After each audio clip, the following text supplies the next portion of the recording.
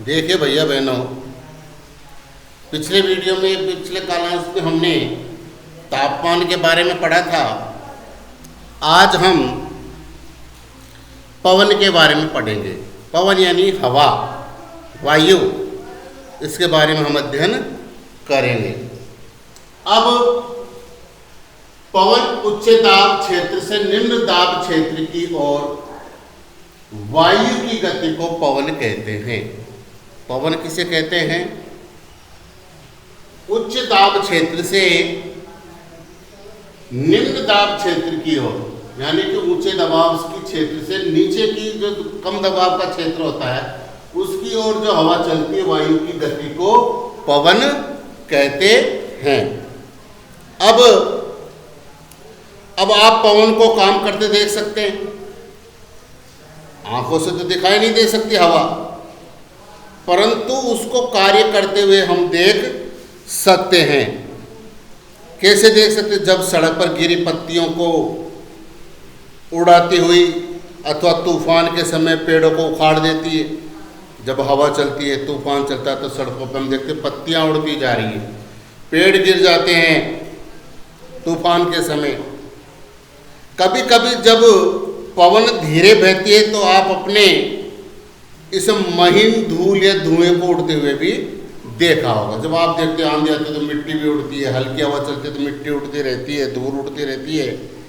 कभी कभी पवन इतनी तेज होती है कि इसके विपरीत दिशा में चलना भी कठिन हो जाता। मान लीजिए हवा का वेग तेज गति से आ रहा है, मान लीजिए दक्षिण दिशा से देश आ रहा है, हम दक्षिण में जाएं तो बड़ा कठिन हो जाता है, मुश्किल हो जाता है उसके विपरीत दिशा में चलना। अब कि पवन में वायु जब चलती है, हवा चलती है, तेज हवाएं चलती है, तो हम छत्ता लेकर चलना आसान नहीं। छत्ता कभी ऊपर उड़ जाता है, कभी पीछे हो जाता है, कभी आगे हो जाता है। तो जब तेज पवन के कारण आपके लिए समस्या उत्पन्न हुई हो तो मुख्यतः पवन 3 प्रकार की होती है। मुख्यतः पवन कितने प्रकार की होती है? पवनों के प्रकार, पवन को मुख्यतः 3 प्रकारों में विभाजित किया गया है। कितने भागों में बांटा गया? पवन को 3 भागों में बांटा गया। कौन कौन से 3 भाग हैं? अब एक तो है स्थायी पवने। पवनों के 3 भाग कौन कौन से हैं? एक तो स्थायी पवने, दूसरी मौसमी पवने, और तीसरा है स्थानीय पवने। यानी कि पहली स्थायी पवने, मौसमी पवने और स्थानीय पवने। अब इनमें क्या अंतर है? जो स्थायी पवने होती हैं वो व्यापारिक पश्चिमी एवं पूर्वी पवने स्थायी पवने हैं। कौन सी पवने स्थायी पवने? जो व्यापारिक पश्चिमी दिशा से पूर्व की ओर जो बहती है वो पवने स्थायी पवने कहलाती है। ये वर्ष भर लगातार निश्चित दिशा में चलती रहती है। ये क्या है? साल भर एक ही दिशा में चलती रहती है, उनको स्थायी पवने कहते हैं। दूसरी आती है मौसमी पवने। अब मौसमी पवने का कौन सी? ये पवने विभिन्न ऋतुओं में अपनी दिशा बदलती रहती है। जो मौसमी पवने होती हैं वो क्या करती है कि ऋतुओं के अनुसार अपनी दिशा को बदलती रहती है। और उदाहरण के लिए भारत में ये मानसूनी पवने कहलाती है। मानसून के गर्मी में गर्मी के हिसाब से, सर्दी में सर्दी के हिसाब से, बरसात में बरसात के हिसाब से। तो मानसूनी हवाएं ऋतुओं के आधार पर अपनी दिशा बदलती रहती है, उनको हम मौसमी पवने कहते हैं। इसके बाद में आता है स्थानीय पवने। इसके बाद में क्या आता है? स्थानीय पवने। ये पवने किसी छोटे क्षेत्र में वर्ष या दिन के किसी विशेष समय में चलती है। स्थानीय पवने, ये पवने किसी छोटे क्षेत्र में वर्ष या दिन के विशेष समय में चलती है। उदाहरण के लिए देखते हैं, उदाहरण के लिए स्थल एवं समुद्री समीर भारत के उत्तरी क्षेत्र की गर्म एवं शुष्क पवन को लू कहते हैं। उदाहरण के लिए क्या होते, स्थल एवं समुद्री समेत, जो विशेष समय से चलती है कौन सी, स्थल एवं समुद्री समेत। अब ये क्या कि एक भारत के जो उत्तरी क्षेत्र है, उत्तरी क्षेत्र की गर्म हवाएं एवं शुष्क पवन जो जब चलती है तो उसको हम क्या कहते हैं, लू कहते हैं। गर्मियों के दिनों में ये चलती है। अब आगे आता है आर्द्रता। क्या, आर्द्रता। अब जब जल पृथ्वी एवं विभिन्न जलाशयों से वाष्पित होता है, क्या, जब जल पृथ्वी एवं विभिन्न जलाशयों से वाष्पित होता है, वाष्पित यानी भाप बन करके उड़ता है, जैसे कोई तालाब है, नदी नाले हैं, समुद्र है, जब इनसे पानी वाष्प बन करके उड़ता है, वाष्पित होता है, भाप बन करके उड़ता है, तो यह जल वाष्प बन जाता है। क्या बन जाता है, वाष्प बन जाता है, वाष्प बन जाता है। अब वायु में किसी भी समय जल व वाष्प की मात्रा को आर्द्रता कहते हैं। अब वायु के अंदर जब नमी होती है, जलवाष्प होता है, तो उसको हम आर्द्रता कहते हैं। जैसे भी बरसात का मौसम होता है, बरसात बरस जाती है, जमीन में से वाप गर्म वायु बाहर निकलती है, तो वायु में क्या हो जाती है, नमी हो जाती है। नमी होने के कारण हमारे शरीर में इतने पसीने आते हैं कि वो हवा लगने के बावजूद भी नहीं सूखते।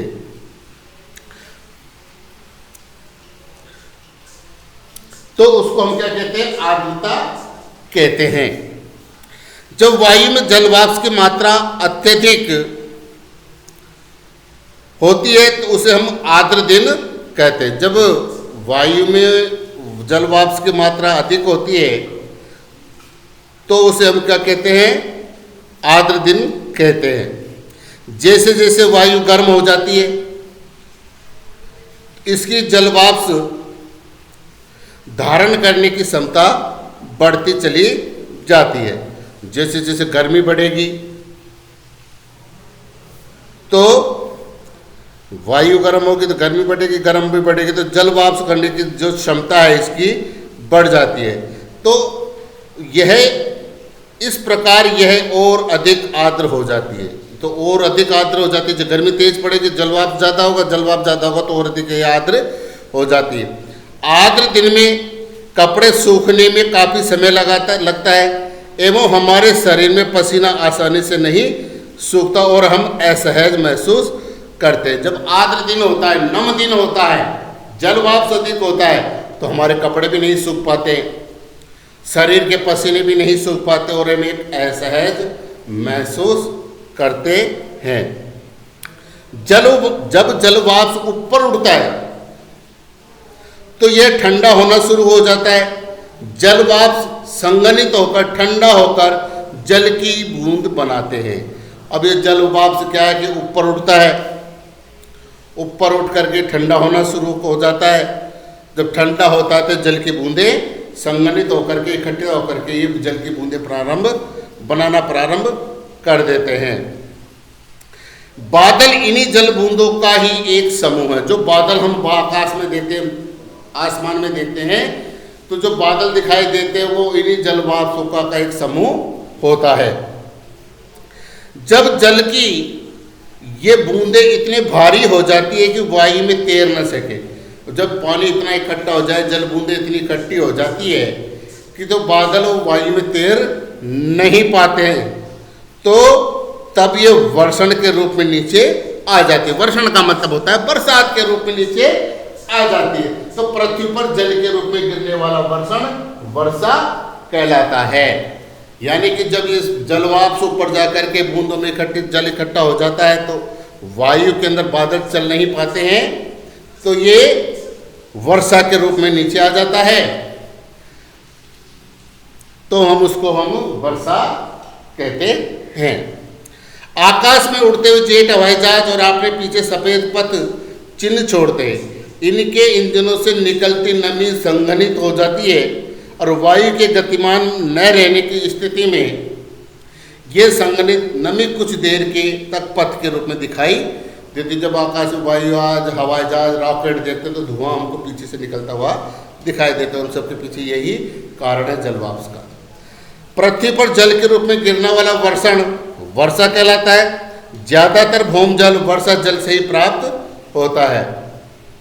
जो भूमि का जल होता है वो हमको वर्षा से ही प्राप्त होता है। पौधे जल संरक्षण में मदद करते हैं और पौधे जल संरक्षण में मदद करते हैं। जब बरसात आती है, तेज बरसात आ जाती है, तो पेड़ पौधे जब होते हैं भूमि के कटाव को रोकते हैं और बरसात को समय पे बुलाने में भी सहयोग प्रदान करते हैं। जब पहाड़ी पासों में पेड़ काटे जाते हैं तो वर्षा जल अनावृत पहाड़ों से नीचे बहता है एवं निचले इलाकों में बाढ़ का कारण बनता है।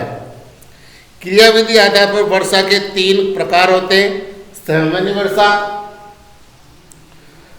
पर्वतीय वर्षा एवं चक्रवाती वर्षा। वर्षा के 3 प्रकार कौन कौन से हो गए? चक्रवाती वर्षा, पर्वतीय वर्षा और सामान्य वर्षा। 3 प्रकार की बरसातें हो गई।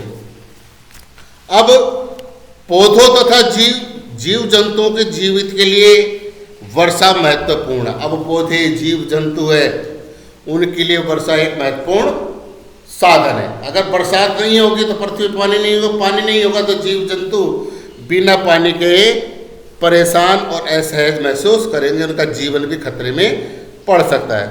इससे धरातल को ताज़ा जल प्रदान होता है। यदि वर्षा कम हो तो जल की कमी तथा सूखा हो जाता है।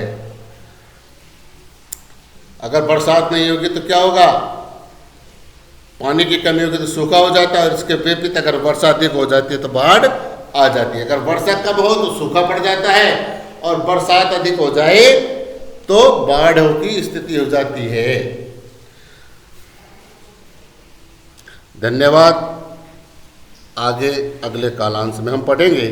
एक चीज और बता दूं, वर्षण के दूसरे रूप हिम सहिम, वृष्टि तथा ओला है। तो वर्षण का दूसरा रूप क्या है? हिम सहिम यानी ओला।